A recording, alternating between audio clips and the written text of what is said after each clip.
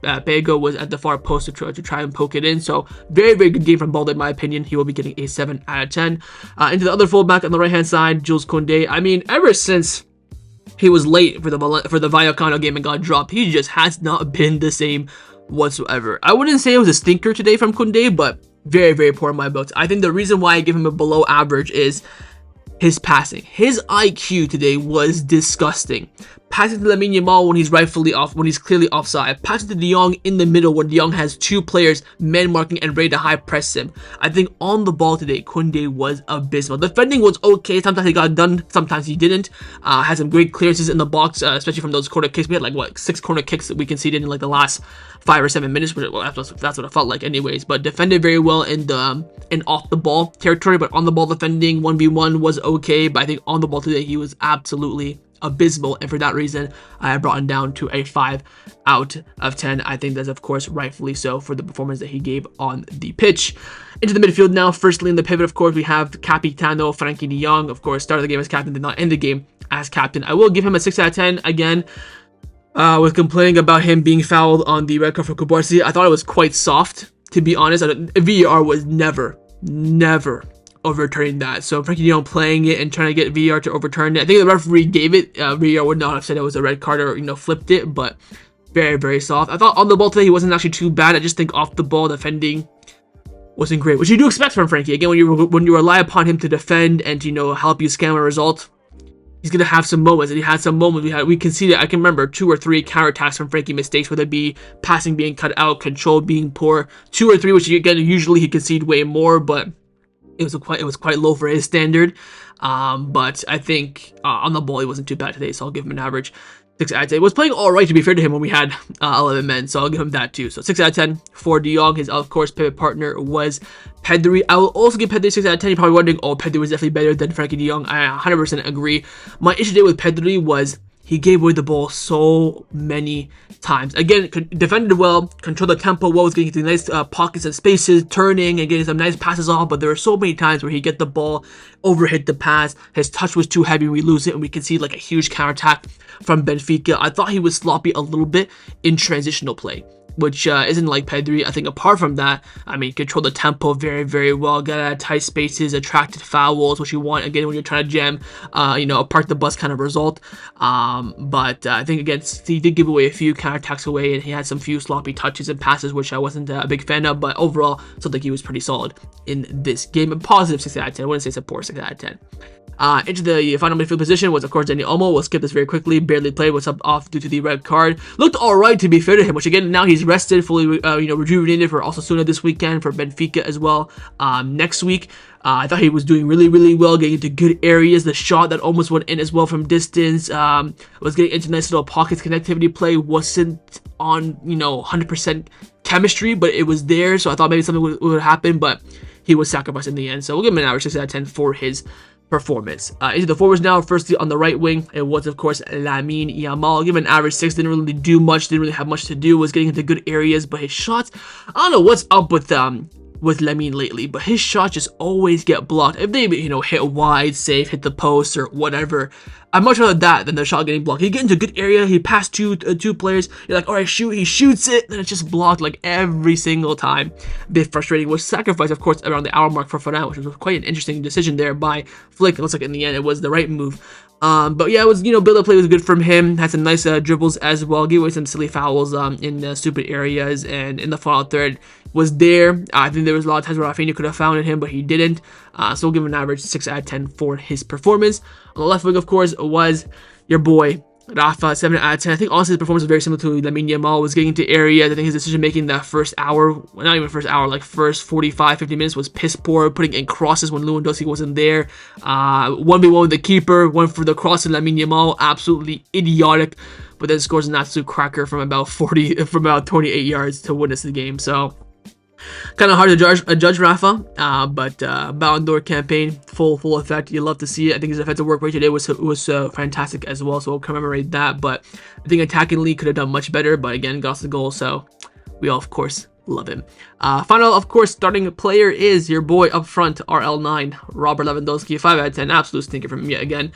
Hold up play was non-existent in that first 20 minutes. The chance that he should have scored on the turn from the Raphinha cross. I think the Olmo one, I can understand why Olmo missed that, but Lua on the turn shooting it right at the keeper is disgusting. As an elite striker, one of the best strikers of our generation and one of the best strikers in the history of football, when you're on the turn, you should be roofing it. You should be going for height and power, not, going for accuracy. So I think it's a poor decision there from him. Apart from that, it was just very, very mid. The whole entire game, hold-up play was abysmal. He'd win like headers, but couldn't win the second balls.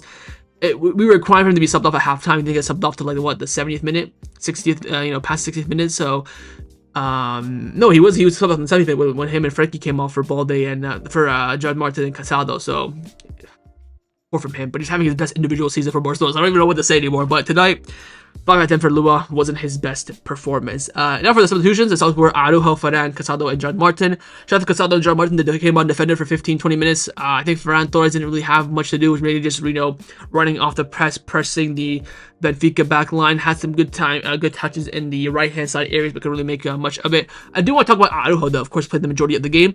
I would give Araujo tonight a solid 7.5 out of 10. I thought he was absolutely sensational, and this is the perfect game for a player like Araujo, when your priority is to defend, hoop balls away, not, pass the ball out from the back and hold the line and make sure you keep everyone offside, which of course he did do pretty well in this game. What Araujo is elite at is defending in tight areas, in the air, in 1v1, and he showed it today. I was screaming for Flick to bring him on immediately after Cubarsi was sent off, and he did so fantastically well. I thought Araujo, Uruguayo, absolutely fantastic performance from him, and this is the kind of game where it suits him the absolute best. So superb from him tonight. And again, the subs came on, did pretty well, I would say, had some big impacts on the game, and helped Barcelona, of course, jam away the 1-0 victory. And last but not the least is, of course, the manager, Hansi Flick, who liked the team today, also will be getting a 7 out of 10 from me. Of course, picked a very strong team, apart from De Jong and Casado, and everything else was pretty spot on. But Araujo, right when Cubarsi sent off, fantastically well. Whether he should have taken off Olmo, should have Lua. Looking now when the game's ending in hindsight, I think Olmo at the false 9 would have been much better than having Lewandowski up front. But then again, he took the decision at the time. I think the substitutions were pretty good, apart from not using his last one. Of course, he used already his 3 sub intervals. Should have made a triple change. Again, you complained about the fixture congestion and players being tired, but you have a full squad on your bench. You have Pablo Torre, Fermin Lopez, Ansu Fati, Hector Ford. These players that can come in for a few minutes, provide some freshness. Balde was on his knees in the last few minutes. I think he was just tired, had some bit of discomfort, bit of cramp. So maybe could have managed the substitutions much better, but again, managed the game pretty well. We got the result. I think the way the team defended after the red card all comes down to his managerial perspective. So shout out to Flick tonight. And again, I want to highlight the sub about Araujo coming in. He, of course, against Atleti did not make that change, and then tonight he did. So hopefully this means he is learning. So overall tonight, I will give the manager tonight a 7 out of 10. So that was a match review for Benfica versus Barcelona in the Champions League. Hopefully you guys enjoyed this video. If you did, of course, make sure you drop a like down below. And of course, in the comments down below, let me know your thoughts on everything we did discuss. Main thing I want first, of course, is your thoughts on the performance, your player ratings, and your manager rating as well. And of course, make sure you guys subscribe down below if you haven't already. And I will see you guys next time on the channel. Take care and Forza Barca.